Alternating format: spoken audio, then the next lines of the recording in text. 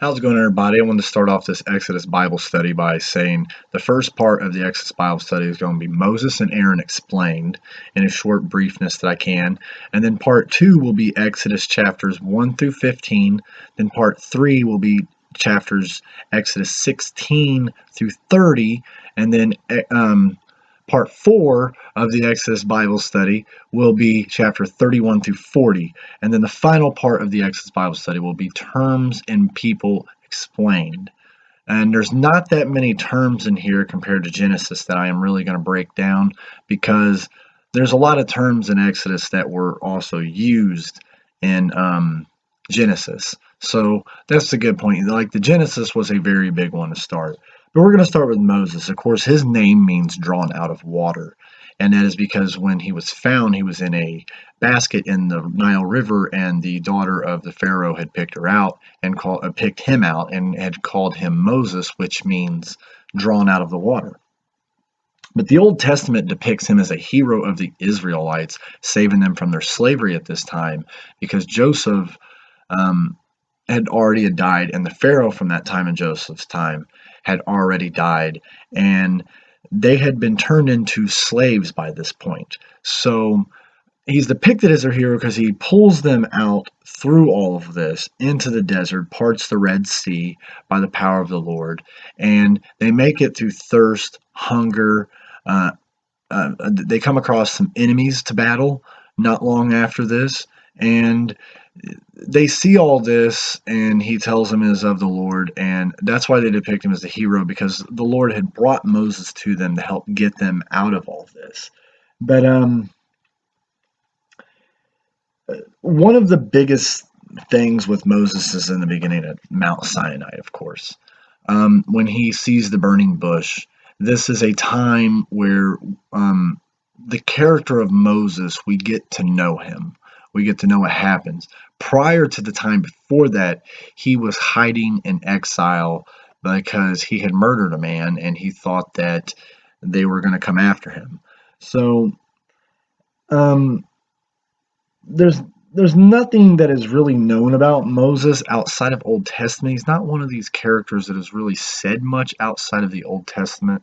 Not a lot of them in the Old Testament are, but of course, Cain and Abel get brought up a few times towards the end and all that. But he's not one where we have much information outside of the first, knowing that he writes the first 5 books of the Bible. And, after his death, come up in the next book after Exodus, we don't really have much about him after this. But Exodus is really the big layout of his life and what we get to know of this man. But a little bit of what we do know, the Old Testament describes Moses as a heroic leader of the people and as a man of God who brought the people into their special relationship with God. He was kind of their patriarch to showing them back to God, because a lot of them by this point, I imagine, had lost a lot of that faith because they had been slaves and been crying out for so long. But we all know by the grace of God, it is at his time. But that's hard, just imagine the picture of them and what you're reading through the first, I'd say 10, 15 chapters. You're really getting an idea of where their life was and where it's starting to go. And but on further, Moses, of course, had came across what were they called? The Midianites. The Midianites, I think, is how you say it. He comes across them, and he, of course, sees a woman there that he ends up marrying on down the road, and they have some children together. But Moses took care of Jethro's sheep, and why at this time, this is how he'd came across seeing this, which kind of reminds me a lot of Jacob in particular. He was doing so much work for this father and had noticed Rachel, that of course had to marry Leah at the time. But so on and so on. I'm saying it's kind of the same concept. Moses was working in the fields with the sheep, and had seen this woman from the Midianites, and ended up marrying her on down the road. But the event at the burning bush is the biggest thing, like I was saying. This is where he worked as a shepherd, um, introducing himself into a critical role into this as he's writing about Exodus. This is where his critical role had really entered, is when he meets God at the burning bush. And the burning bush caught Moses' attention. There, Moses met God of the fathers, who offered Moses a distinctive name as an essential key for Moses' authority. I am who I am, is what he tells him. And this strange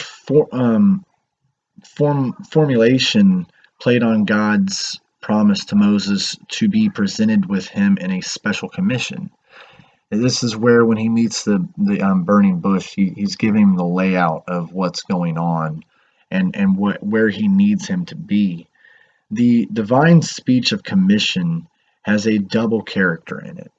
This speech that is going on, it can be broken down to a divine um, double commission, or whatnot, of things said. But one, going as the heroic leader of Israel, he would initiate events that would lead to Israel's exodus from Egypt. And the chapter is called Exodus. And later on, I will kind of explain Exodus also. But two, as the man of God, he represented God in delivering the people from their Egyptian slavery. With authority of the double commission, Moses returned to the Pharaoh to negotiate the freedom of his people. I'll get into explaining that when I do 1 through 15 and so on and so on. But to go further on a little bit more about Moses, Moses led the people into the wilderness where the pursuing Egyptians trapped the Israelites at the Red Sea. God, who had promised divine presence for the people, defeated the enemy at the sea. But God proved his presence with his people. He met their needs for food and water in the hostile wilderness. Even the fiery serpents and the Amalekites failed to thwart the wilderness journey of the Israelites under Moses' leadership. But in Exodus 17, verses 8 through 13, shows Moses to be faithful in the execution of his leadership responsibilities. Now, this character, Moses, like I said, he writes the first 5. He's a really amazing character. There's a lot said about him that I will kind of break down in little small chapters later on throughout the Bible, like in Numbers and all that. But that's kind of a breakdown of this man that we call. And now I get to his brother Aaron to wrap this little video up. Aaron is Moses' brother, Israel's first high priest. That is a really big thing because he's actually the first high priest they have. Aaron's parents is Amram and Jochebed, were from the tribe of Levi, Israel's tribe of priests. So when he enters the scene, it is because Moses tells God that, I have a speech impediment, pretty much is what he tells him, and that he cannot speak this stuff to the Pharaoh and to the people. So Moses is telling God this, and God gets angry with him, but says, what about your brother Aaron the Levite? He can speak it well, is what the King James Version says. He speaketh well. But that's when he enters the scene as the man that can speak well. And later on through this, Aaron, let me see where I'd left off. Aaron experienced the joy of starting Israel's formal priesthood, being consecrated to the office in Exodus chapter 28 through 29, and it's also in Leviticus 8 through 9, wearing the first priestly garments and initiating the sacrificial system in Leviticus 1 through 7. He also bore the burdens of his office as his sons were killed for their disobedience in Leviticus 10 1 through 2, and he could not mourn for them in Leviticus chapter 10 6 through 7. It's a little breakdown of some of the things into his priesthood, a little further than Exodus. I don't usually like to do that, but these are some of the things I found that biblically kind of, furthers on his life a little bit.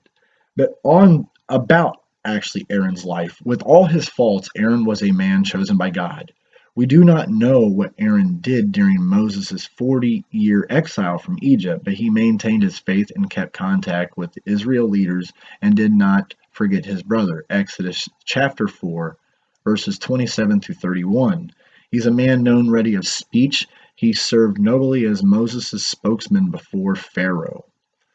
And more than once, he stretched out Moses' staff to bring God's plagues onto the land in Exodus chapter 7, verses 9 and verses 19.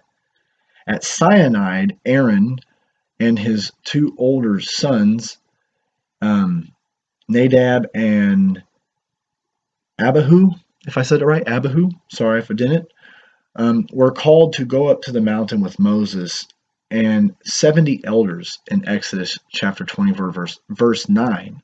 Exodus chapter 24, verse 9. A little bit of a tongue twister. There they worshipped and ate and drank in heavenly fellowship. It's a really amazing part of that, and I will explain later on about all that. But then one more little quick thing about Aaron is it actually speaks of Aaron's rod in Exodus to add to him. The rod Aaron used to demonstrate to Pharaoh that the God of Hebrews was Lord, it became a snake when casted down in Exodus chapter 7, verses 8 through 13. My son's knocking the door trying to get to me. And brought about the first three plagues in Exodus chapter 7, verses 19 through 20, Exodus chapter 8, verses 5 through 7, and then Exodus chapter 8, verses 16 through 19 is when he is using this. But this rod was also used to strike the rock at, if I don't say these right, Horeb and Kadesh, to bring forth water in Exodus chapter 17, verses 1 through 7. And then again, it talks about that in Numbers chapter 20, verses 7 through 11, is some of the things it talks about there. But to maybe go just a tiny bit further with this video, let me give a quick explanation of the word Exodus to you guys that I had written down in my notebook here. Shouldn't have closed my notebook so quickly. But in Exodus, what I had written down, just to give a quick little explanation of Exodus, because this is actually a big word that is used through Exodus and later on in a few other books, but is also the title of the whole book that we are Bible studying now, Exodus. But Exodus, what I had wrote down in my little biblical studying of it is Israel's escape from slavery in Egypt and the journey towards the promised land under Moses. The most important event in the Old Testament, historical and theological, is Israel's exodus from Egypt. More than 100 times in all parts of the Old Testament except the wisdom literature, Yahweh is proclaimed as the one who brought you up from the land of Egypt, out of the house of bondage. Israel remembered the Exodus as God's mighty redemption act. I just felt that is a really big thing about this whole thing, the word also. There's a little bit of a breakdown of that word, but also historically there's a little bit more I want to add to it. The only explicit account of Exodus we have is the biblical account of Exodus chapter 1 through 15. No extra biblical witness directly speaks of the sojourn of Israel's ancestors in the land of the Nile. However, the Egyptian sources do confirm the general situation that we find in the end of Genesis and in the beginning book of Exodus. I thought that was a pretty interesting thing. And then a couple more little things, a couple more little tidbits I thought was interesting about the word Exodus. That the record makes it clear that God delivered Israel from bondage because of his covenant with his patriarchs and because he desired to redeem his people in Exodus chapter 6, verses 2 through 8. And I had also wrote, I do believe just a tiny bit more I had wrote down. Had some drawings on that next page. No, that was pretty much all I had wrote down for that. Now, the next part's for the next part of the series, but Yeah, I enjoy this. I felt that before I really explained chapters 1 through 40, I felt that Moses and Aaron and the word Exodus were really kind of a big thing needed to be explained to everybody because they are the central headline. This is the Trinity of this, like we have the Father, Son, and the Holy Spirit. This is the Trinity of Exodus. The Exodus, Moses and Aaron.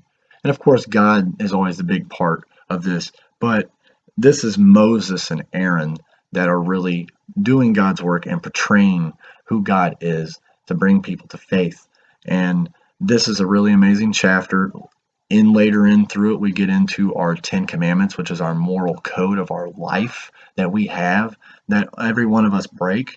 But I enjoy doing these things, and I will have more parts coming soon. And God bless you and thank you.